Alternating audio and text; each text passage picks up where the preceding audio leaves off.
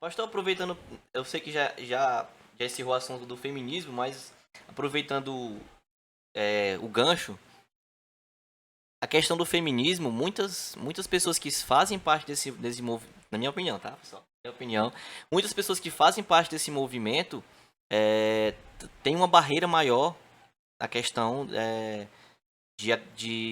é que eu posso dizer, de acreditar no evangelho, porque fala que a Bíblia é muito machista.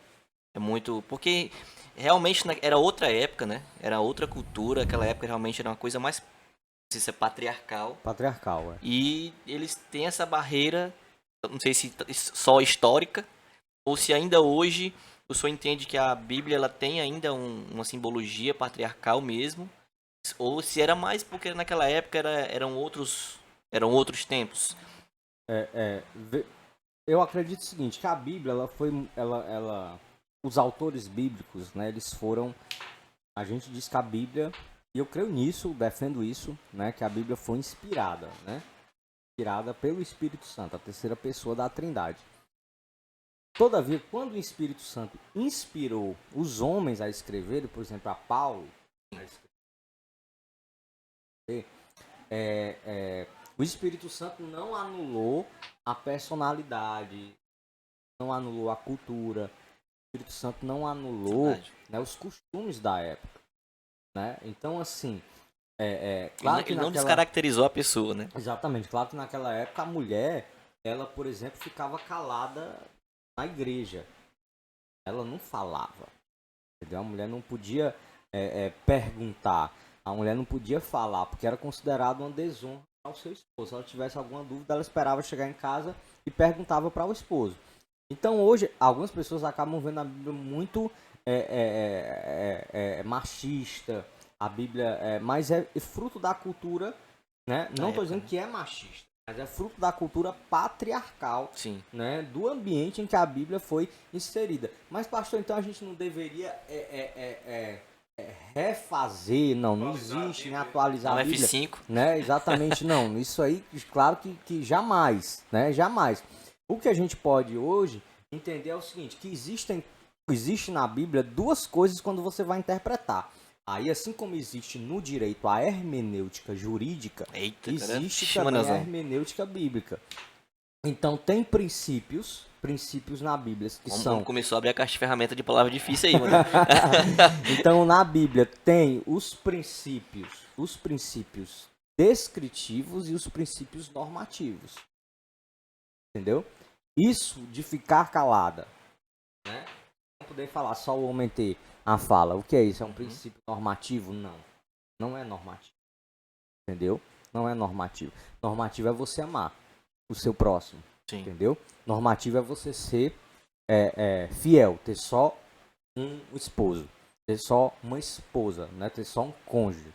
Certo? Isso por exemplo, na Bíblia, você vai ver, por exemplo, Ananias e Safira em Atos dos Apóstolos pegando todos os seus bens e deixando na igreja, né? Isso é normativo? Não, isso é descritivo, entendeu? Então tem algumas coisas na Bíblia que são normativas e outras coisas na Bíblia que são descritivas. Esses textos que sofrem mais influência da questão do patriarcado, eu acredito que eles são mais textos descritivos do que textos normativos. Hoje a mulher, ela, né, com o avanço, com os próprios movimentos políticos, jurídicos da história, ela conseguiu ter o seu lugar, né, ter o seu papel na sociedade e, consequentemente, ter o seu papel na igreja, né, na religião. Então, talvez essas pessoas que têm assim, um certo preconceito, elas talvez tiveram primeiro contato com a Bíblia, com a igreja, com a religião, talvez naquelas igrejas, naquelas religiões que são mais fechadas, mais fundamentalistas. Talvez se procurasse uma outra igreja mais contemporânea, uma outra igreja onde há um maior esclarecimento, onde há um maior ensino da Bíblia mais aprofundado. E até mesmo chegar lá e perguntar ao pastor do bairro, ao pastor da cidade, qual a opinião dele, né? sobre isso. Eu não sei se é exatamente... Eu não sei se é o que eu tô entendendo, pastor. Eu vou falar com as minhas palavras, só vai dizer se é exatamente isso. Não é que naquela época, que era algo comum as coisas serem daquela forma, que era o ideal. Era comum porque era a sociedade, era como se fosse natural, assim, não natural, mas era o comum Era o da sociedade comum. daquela época. Isso, Então, comum, hoje em perfeito. dia não é mais comum. As pessoas vão, não é evoluindo, mas vão tendo pensamentos, ações, crenças, hábitos diferentes, e aquilo que era comum antigamente não é mais comum hoje. Isso. E nem por isso um é certo ou outro é errado. Então não é mais comum. E essas questões, elas não alteram os princípios básicos e fundamentais da fé. Não altera. Cristo continua sendo Cristo, Deus continua sendo Deus, né? A salvação continua sendo pela graça, a justificação continua sendo pela fé em Cristo somente, entendeu? Então isso aí não altera nada dos princípios fundamentais da fé cristã. São questões culturais. E a gente não pode, por exemplo, eu gosto muito de usar esse exemplo quando eu dou aula de interpretação da Bíblia. Por exemplo, daqui imagine que a gente vai ter um povo daqui a 2000 anos aqui, Certo. na Terra. Uhum. Ninguém sabe nem como é que vai estar, mas vai ter um povo. Imaginemos. Vamos estar em marcha, talvez. Certo? Né? E fazendo as escavações, alguém encontre um cardápio de um restaurante cearense. Certo? Buchada de bode, que Certo? Puxado, fígado. Buchada de bode, baião de dois. Que trem, meu irmão, é A buchada baião de de bode é- dois. Né?